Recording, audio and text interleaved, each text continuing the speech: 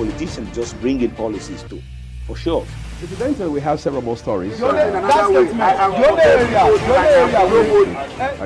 legislature was carefully crafted to 22.2% inflation rates as of April this year. What does that say about where we are as a country? I think Nigeria has resorted to being resilient. The National Assembly is something that must be gotten right. Before you call a police station, before they even leave, they'll take permission from I don't think there's really anything on ground to improve. The struggle with the ASIS strike. The Minister of Education volunteered and said, give me 2 weeks. It was a lie. The president never gave me any deadline.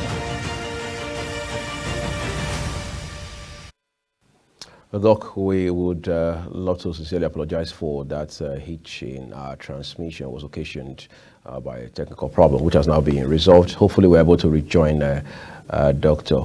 Wilson. Okay, so Doc, as I said, apologies for that disruption right there. It has not been taken care of, however. So you were making, you had made a very salient point a while ago. I want us to talk about agriculture now for a minute from the standpoint, all right, of scale. Because it will appear for the most part, as some experts will argue, what we are doing is still within the neighborhood of subsistence farming. How do we scale in such a way that we can rub shoulders with countries that have not only broken even through agriculture, but have become some sort of influence on a global scale? How do we scale up agriculture as a country? Thank you very much. Like I said earlier, I've mentioned that a while ago. Like I said, there's no country that can stand in isolation. And there's no government that can conveniently address the challenges of all its people. There's no country that can achieve that. So that means there should be a room for alliances, partnerships. And that is what the global north countries are doing. They assist themselves. To answer that question, to be specific, that is why I said there must be a connection between the gown and the town. Where, as of this moment, Nigeria has several numbers of researchers in different sectors, both the livestock, the crops, aquaculture, forestry. These are subsections under agriculture. Nigeria has researchers in this area that travel to different countries, that see innovations, that see what operates in order in most of these countries. But the moment they get to Nigeria, then you abandon them. You don't give them the necessary support for them to bring. I ask a question: why do you support a researcher for an international program? That researcher returns, and all the knowledge, the experience, the expertise, you allow that to stay with the researcher in his office, How do you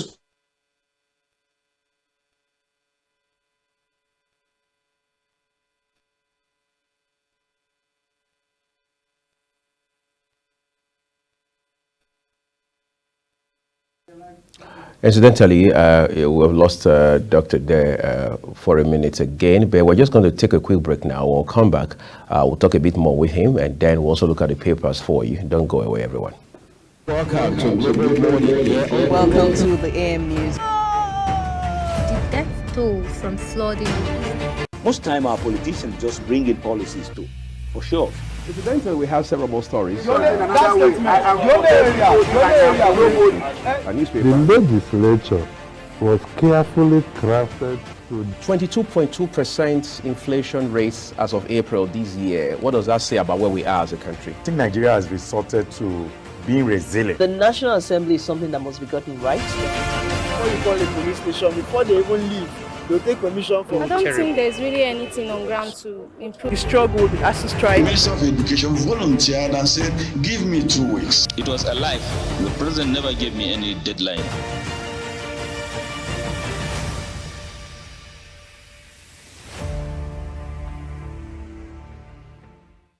Welcome to Global Morning here on. Welcome to the AM News. The death toll from flooding. Most time our politicians just bring in policies too, for sure. Incidentally, we have several more stories. The legislature was carefully crafted to 22.2% inflation rates as of April this year. What does that say about where we are as a country? I think Nigeria has resorted to being resilient. The National Assembly is something that must be gotten right. Before you call a police station, before they even leave, they'll take permission from I don't think there's really anything on ground to improve. the struggle with the ASIS The strike. Minister of Education volunteered and said, give me 2 weeks. It was a lie. The president never gave me any deadline.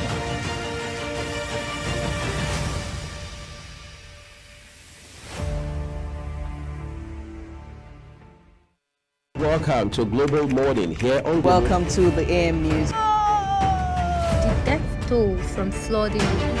Most time our politicians just bring in policies too, for sure. Incidentally, we have several more stories. the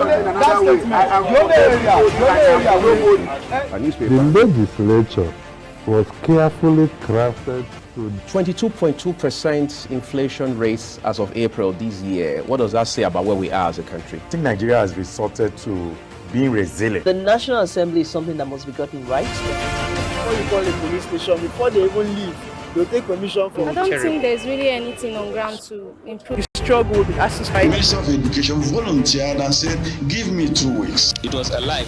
The president never gave me any deadline.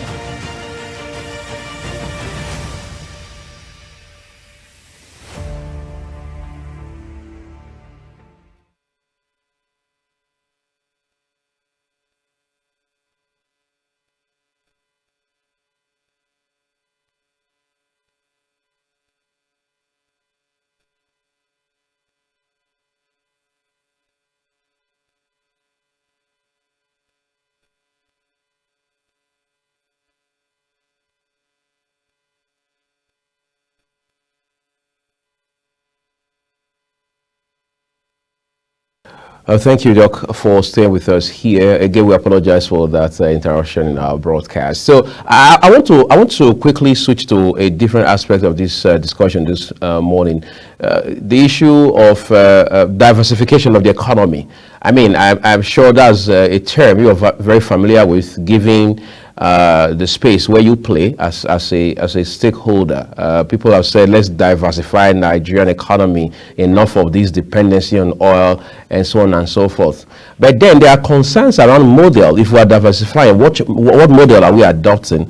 All right, what frameworks are we putting in place? Would there be continuity, because we have seen so much of policy somersaults in this country? So help us put that in perspective, the subject of diversification of the economy.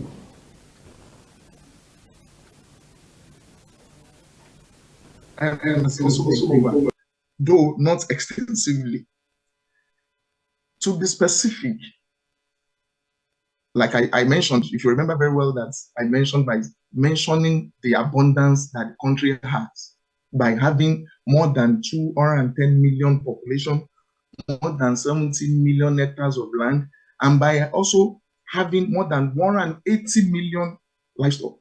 So what it means is that when you talk about an absolute and a relative advantage of a particular resource, I think population is one of the advantages that the country has. Unfortunately for us, I think the country is not tapping into that area, into that abundance. I think Nigeria should be sixth or seventh largest, with the largest population in the world. So when you say diversification into what? The country currently concentrates more on the oil sector. That's where the country derives the revenue from.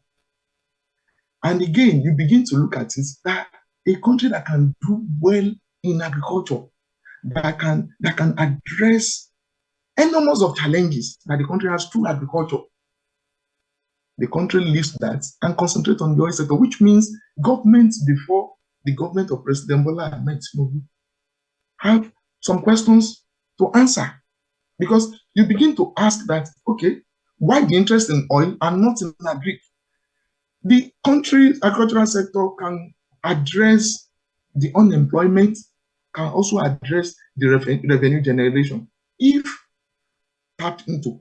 So let's say, for instance, if you want to diversify as an agricultural expert, I will tell you to diversify into agriculture because we already have the resources, we already have things that can make it work. So what we just need is the policy making and the implementation strategies. And I am happy that the administration is doing well by looking at the agricultural sector now, by making policies that can positively affect the sector.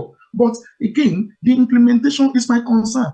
Like somebody has said earlier, we have political farmers, we have the political scientists, we have the political agriculturists. How are we, what is the government going to do to ensure that the real ones, those ones who actually have the interest of the country and the interest of development at heart on behalf of agriculture?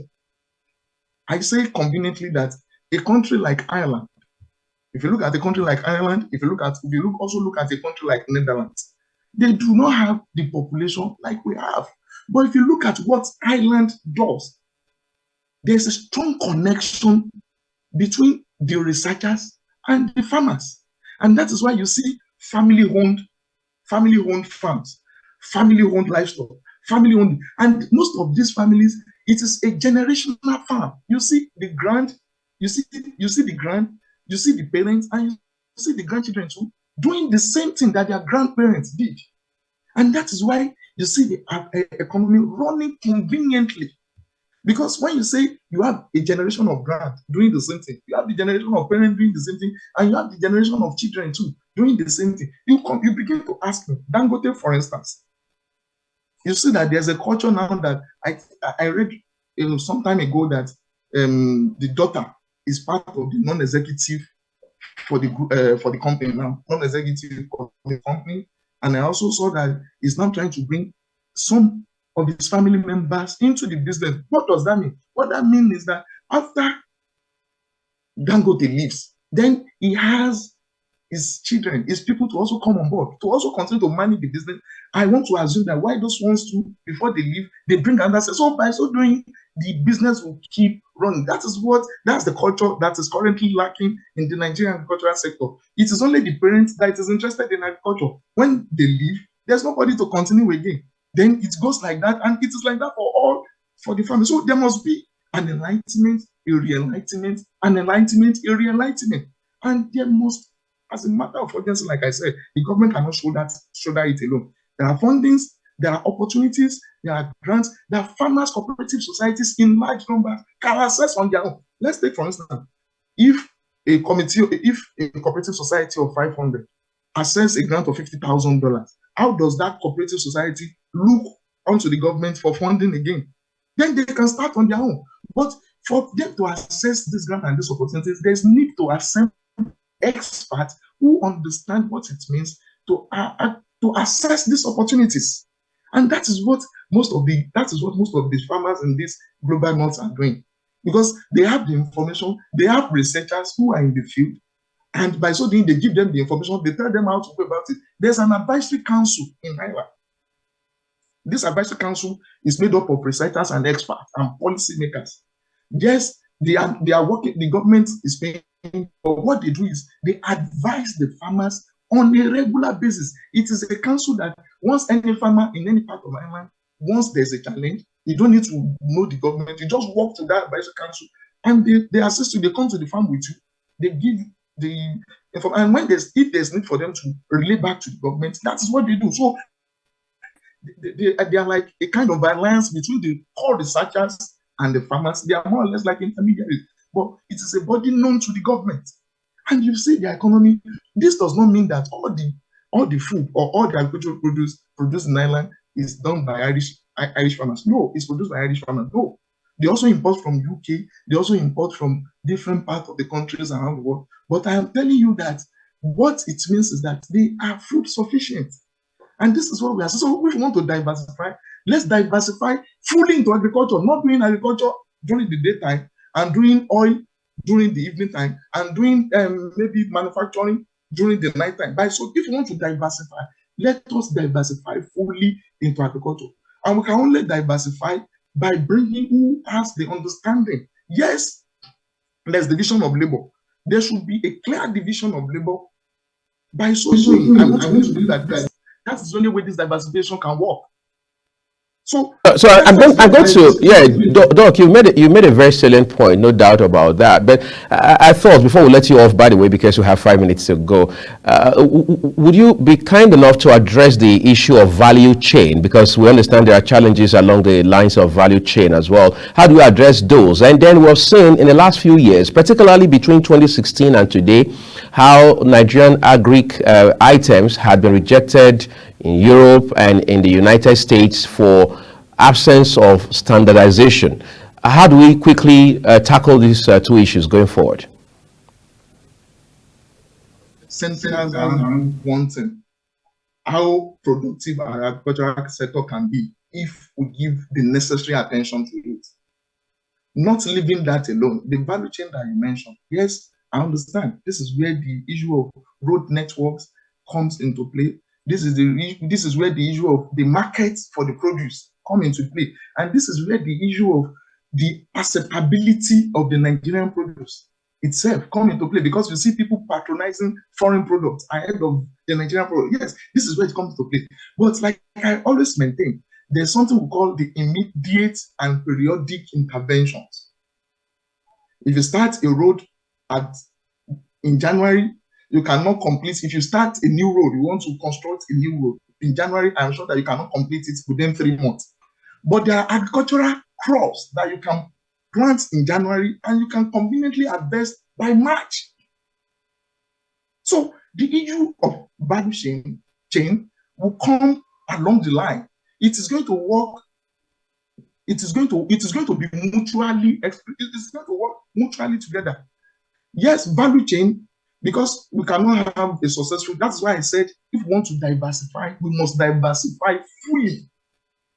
Because you cannot sustain, agriculture cannot sustain in an area that is enmeshed in an insecurity-ridden place. You cannot have a thriving agriculture where there's insecurity. You cannot have a thriving agriculture where the road is bad. You cannot have a thriving agriculture where the power supply is bad, and go and so on and so on and so on. So what I'm saying is, when we say diversification, we must be ready to diversify in full. So the value chain will come along the line that all these things too. Yes, let me maintain on this program that some of these programs that I've just highlighted, that I've just mentioned, may not even complete in this administration. Some of them may have to be carried over for the next administration to continue, because some of these plans are long-term plans. But an administration must be able to start it. So that is my argument. So my argument is, yes, the issue of value chain, the issue of value chain is a serious problem. But addressing this issue of value chain will have to come along with addressing what I have highlighted by. Thank you so much. By bridging the gap between researchers and farmers. Dr. OGUNPAIMO OLAWOLE, I want to thank you so very much for the time you spent with us on the program this morning. We see it as a very crucial investment. It has added to knowledge, especially when it comes to scaling outputs in the agric sector. I've been talking to Dr. OGUNPAIMO OLAWOLE, co-chairman, Intellectual Icons for Sustainable Impacts and Development. He joined us live via Zoom this morning from Dublin, Ireland. We hope to talk to you again very soon, Doc. Have a great day ahead of you. Thank you very much. All right. And that's what we are just going to take a quick break now. When I return, we'll take a few minutes to look at paper headlines for you, and that will be a full cycle on the program this morning. Do stay with us. To the AM news. The death toll from flooding. Most time our politicians just bring in policies too, for sure. Incidentally, we have several more stories. The legislature was carefully crafted to 22.2% inflation rates as of April this year. What does that say about where we are as a country? I think Nigeria has resorted to being resilient. The National Assembly is something that must be gotten right. Before you call a police station, before they even leave, they'll take permission from I don't think there's really anything on ground to improve. The struggle, the ASIS strike. The Minister of Education volunteered and said, give me 2 weeks. It was a lie. The president never gave me any deadline.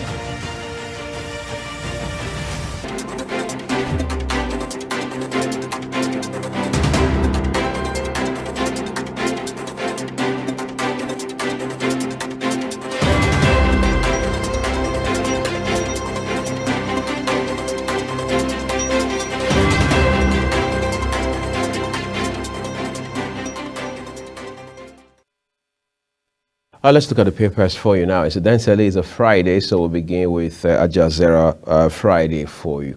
We'll begin with one headline here that says FCT Forum Lords Tinubu urges ministerial nominee Gisalo on service delivery. And the big one reads 2023 presidential poll most credible. That was the president himself, Tinubu speaking. Details on page 9 for you. Okay, on the right end of the paper, it says Akwa Ibom, Governor Eno Navy signed MOU to tackle sea pirates. Jigawa Nebza agree to revitalize FTZ. Governor Alia tasks APC new chair Ganduje on unity. FCCPC deletes 18 more digital lending companies. DMO lists 130 billion naira sukuk on Nigerian exchange. Evidences before tribunal enough to defend Biodun's mandates, INEC. All right.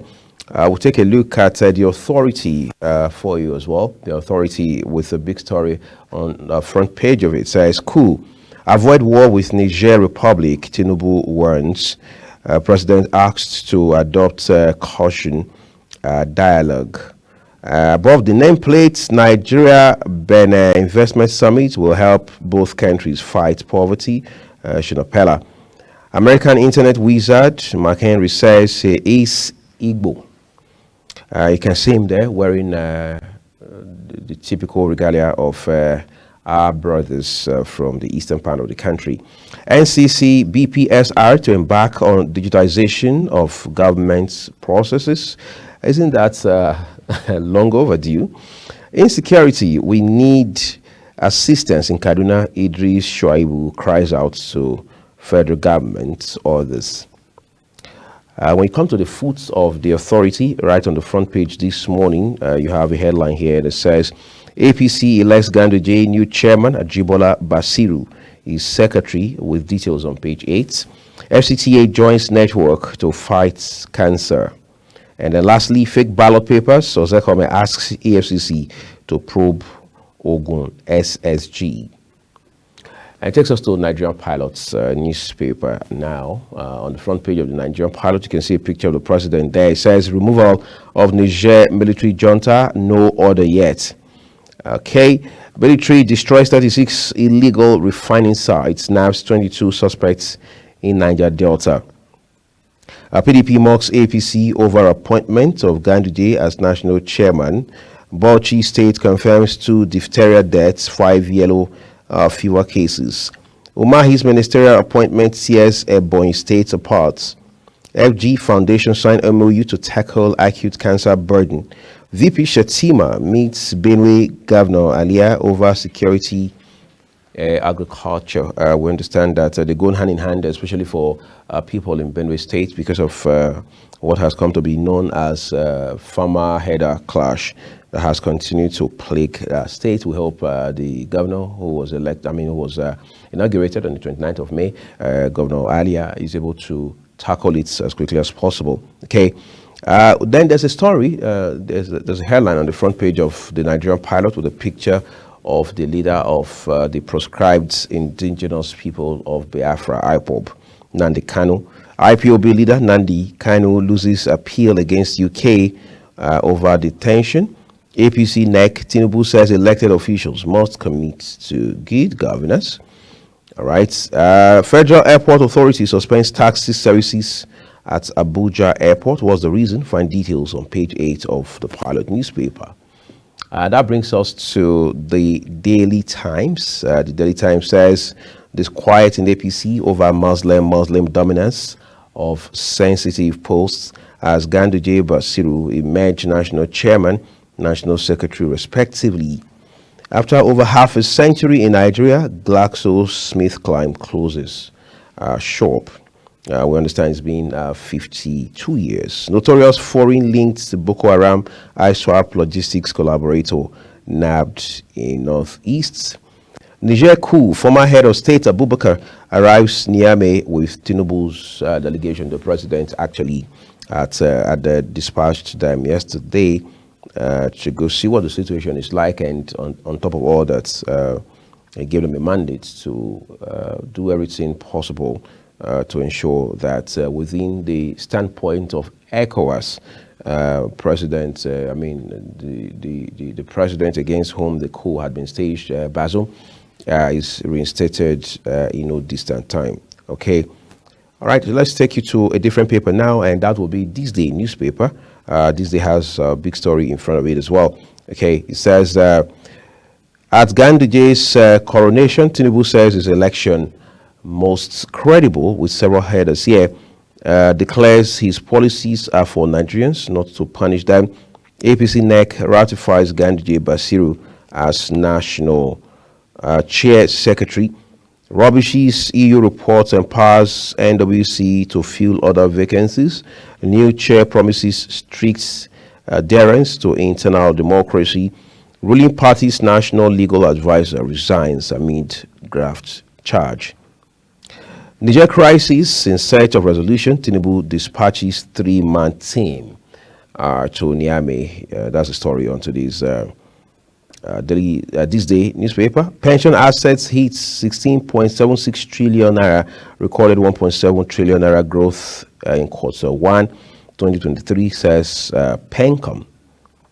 Okay, the New Telegraph also has several stories as well this morning.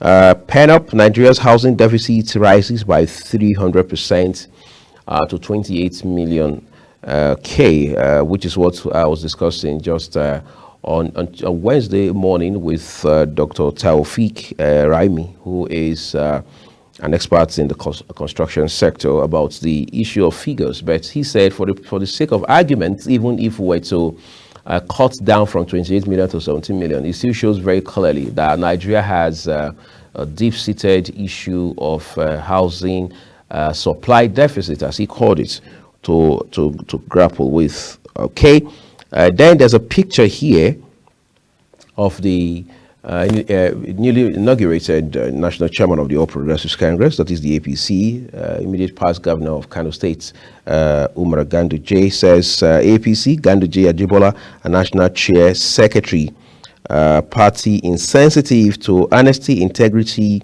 moral rectitude, as according to the PDP. Remi Tinubu visits Buhari in Daura, seeks support for Habib's government. All right, PSC FHQ moved to end Cold War, set up committees. Okay, so there's no rift between Obasanjo and I. Okay, OLAWOLE, you find those headlines, details of those headlines on pages 3 and 5 of the New Telegraph. All right. Alleged crude theft. Tom Polo's firm intercepts vessel bearing 8,100 barrels of crude. That's on page 5 of the New Telegraph. Court summons. NLC threatens nationwide strike from August 14. Eve. And then you say, Eve what?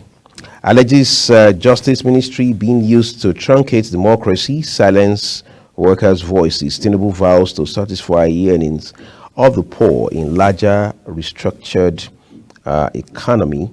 Niger military force not an adventure to be led by Nigeria. ACF Atiku. Oil rises as Saudi Arabia extends cuts again. OPEC plus to meet today. Hard times. GlaxoSmithKline to halt operations in Nigeria. Trump pleads not guilty to election lies charges, on page 4 of today's New Telegraph. Okay. Let's see what we have on other papers. But before we leave, it says olive oil can boost brain health. That's according to some studies. So you can take a look at those for yourself and see where it all leads. All right. That's what we're leaving it this morning on the program. But the conversations around all of the issues that we have in front of us as a country, as a government, and as a people will continue to form the thrust of our discourse every other day, 7 days a week here at Global Television. I'm Uyag Mofwegbe. We do not take the time you spend with us here for granted. I'll see you again. Welcome to Global Morning here on Welcome to the AM News. The death toll from flooding. Most time our politicians just bring in policies too, for sure. Incidentally, we have several more stories. The legislature was carefully crafted to 22.2% inflation rates as of April this year. What does that say about where we are as a country? I think Nigeria has resorted to being resilient. The National Assembly is something that must be gotten right. Before you call a police station, before they even leave, they'll take permission from I don't think there's really anything on ground to improve. the struggle with the ASIS strike. The Minister of Education volunteered and said, give me 2 weeks. It was a lie. The president never gave me any deadline.